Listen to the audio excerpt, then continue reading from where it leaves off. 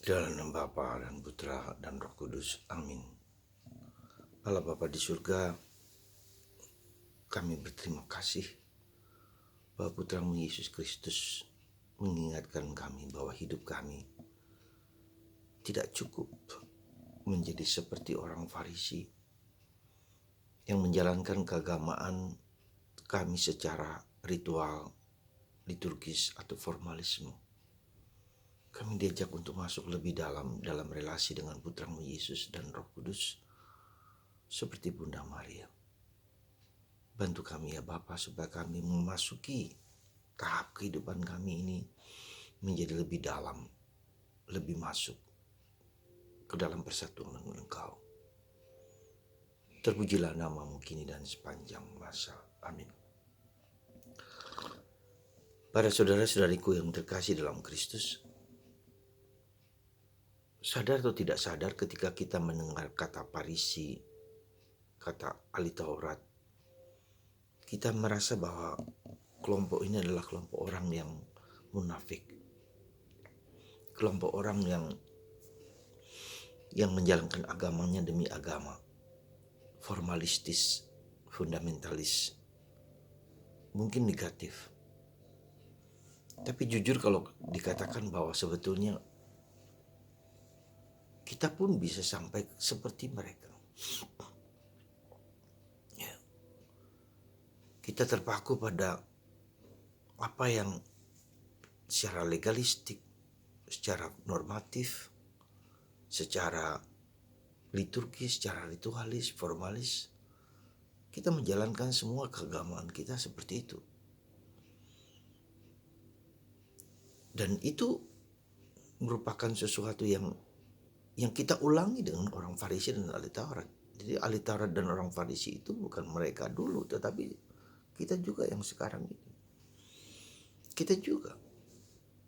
Ketika kita tidak masuk kepada aspek lain yang sangat penting juga adalah aspek mistis, aspek kontemplatif, aspek kedalaman. Jadi kalau boleh saya katakan, saya tidak ingin memandang orang Farisi dan ahli Taurat itu adalah sisi negatif, sisi yang harus kita lawan, harus kita basmi, harus kita singkirkan. Tetapi merupakan suatu tahapan dari hidup kita sendiri. Tahapan dalam arti bahwa mungkin saya sedang berada dalam tahapan ini. Tahapan legalistis ini, tahapan formalistis ini. Saya berdoa hanya sekedar berdoa. Saya ke gereja karena hanya mengikuti apa yang diajarkan oleh gereja dan diminta oleh gereja. Apakah itu masuk dalam diri saya? Apakah itu masuk dalam kehidupan dan perubahan dalam diri saya? Itu soal kedua, soal lain. Ya. Dan jujur saya bersyukur bahwa pandemi ini, COVID-19 ini justru mengajak kita untuk masuk ke lingkaran yang paling dalam. Jadi masuk ke dalam bukan kedangkalan yang ritualisme, legalistis, dan fundamentalis dan normatif. Ya. Itu tidak jelek. Itu menjadi bagian tahapan dari kita yang harus kita lewati, kita jalankan sebagai bagian habitus, kebiasaan-kebiasaan kita yang tetap perlu dan tetap penting. Jadi tidak dibuang, tidak disingkirkan, tetapi sesuatu tahapan dari situ sekarang kita justru masuk, diajak ke kedalaman. Jadi panggilan kita seperti diminta Yesus kepada rasul-rasul, dug in altum, tebarkan jalamu di tempat yang lebih dalam. Artinya sekarang ini saatnya kita harus masuk ke kedalaman. Ya. Dipaksa oleh Yesus dengan COVID-19 ini untuk tidak sekedar ritualisme, fundamentalisme, tetapi tidak hanya tapi masuk ke kedalaman.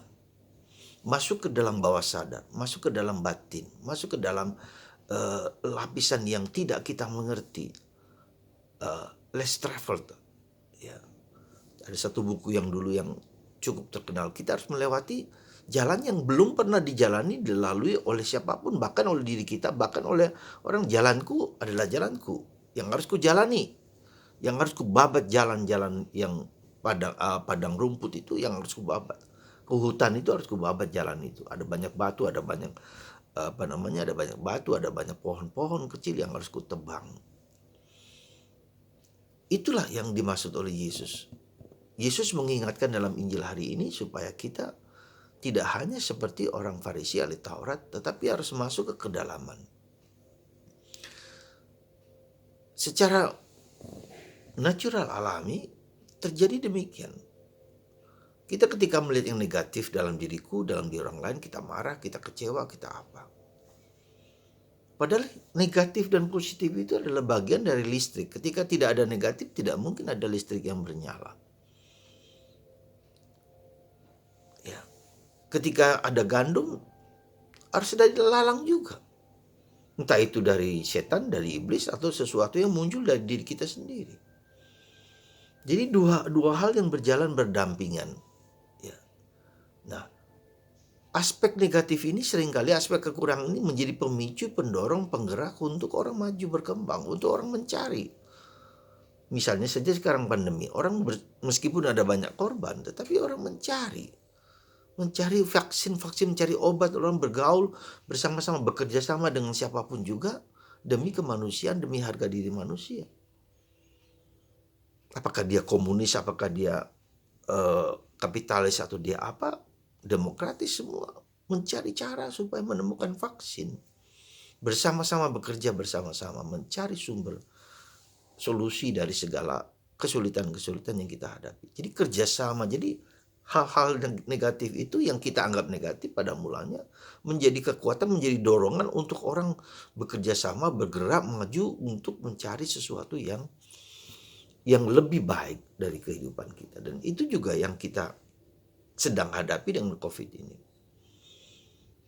Jadi hidup batin kita, hidup rohani kita tuh sekarang justru dipakai Tuhan ya untuk diperdalam dengan adanya COVID, dengan adanya pandemi yang ada sekarang.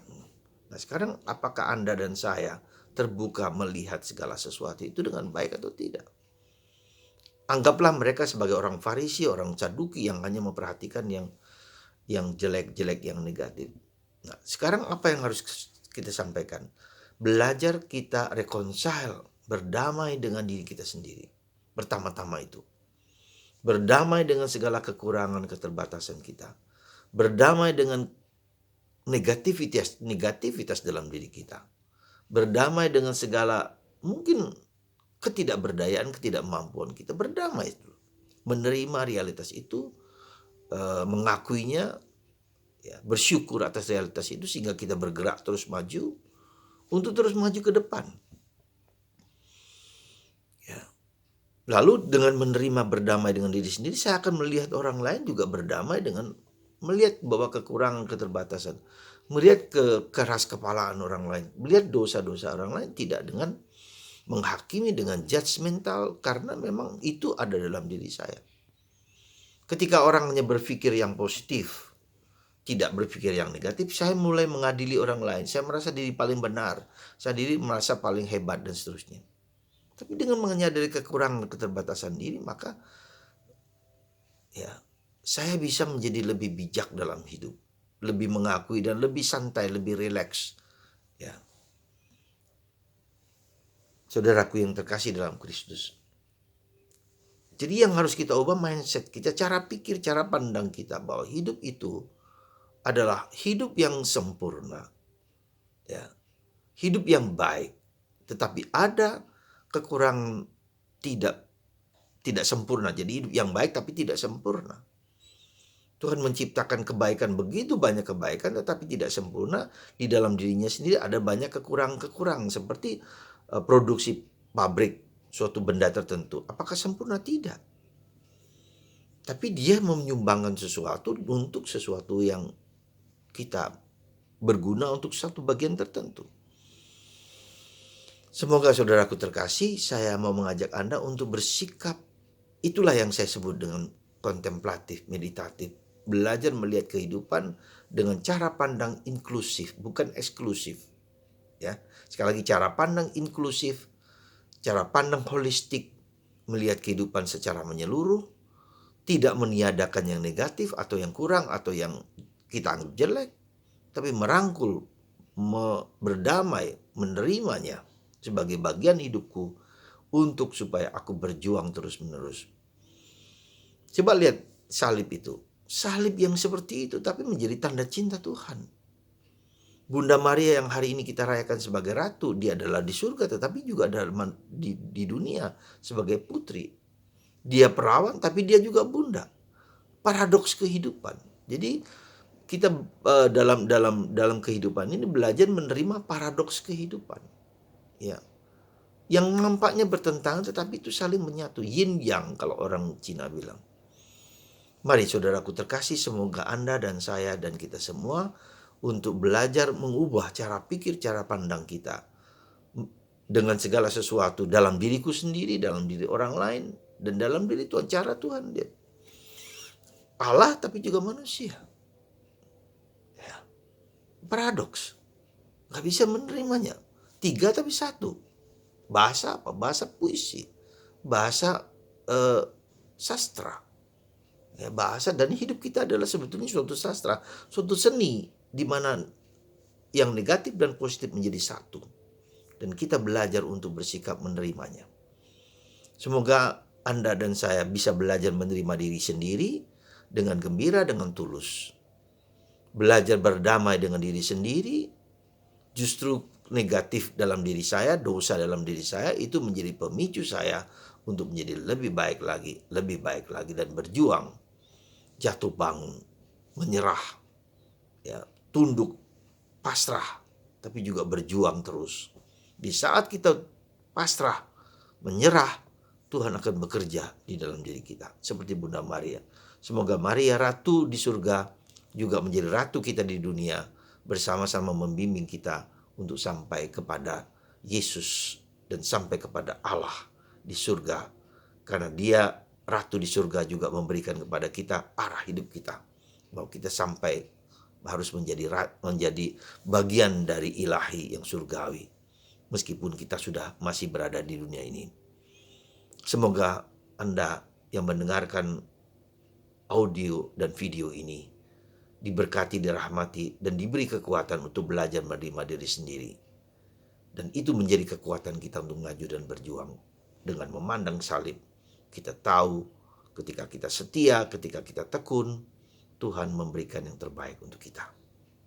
Tuhan memberkati Anda, dan semoga berkat ini melimpah dalam diri hidup Anda, pekerjaan Anda, pribadi Anda, sehat, segar, dan terus-menerus mencari Tuhan Yesus di dalam hidup kita dimanapun, dan berdamai dengan diri Anda sendiri, dengan diri kita sendiri.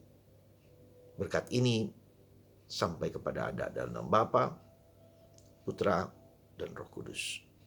Amin.